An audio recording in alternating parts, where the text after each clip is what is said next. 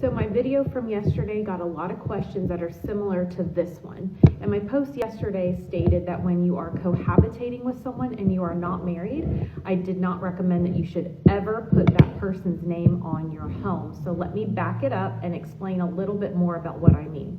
The situation that I am talking about is one where one person, and I'm just going to use hetero names here, let's say Jane has a house.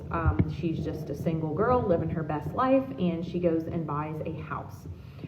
Then thereafter, she starts dating John. John moves in, and she decides to put John's name on the house, particularly placing him on the deed. And so in this situation, that is what I say to never do. And in this situation, Jane had a house. It was her house completely by herself.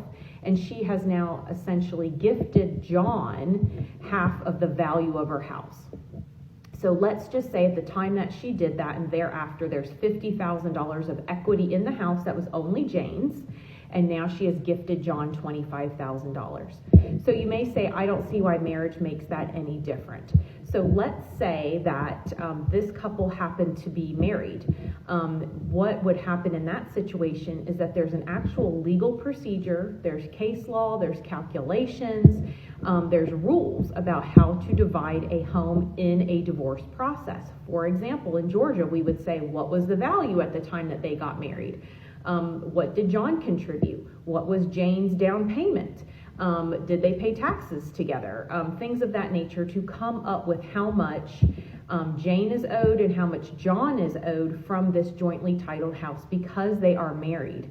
There are laws about divorce. There is statutes about divorce. There are people who specialize in coming up with these equations. When you do not have the legal relationship of marriage, you're just two people on a house, and there is no defined procedure for how to get the house out of that person's name, how to calculate how much they should get. It is the Wild West. So you've essentially gifted your house, half of it, to someone with no guidance and no procedure on how to now get them off of your house. And so a lot of people find the benefit of a cohabitation agreement, agreeing, should we break up and I've put you on my house, this is how we would deal with this, to bridge that gap and solve that problem. But without such a thing, what do you do?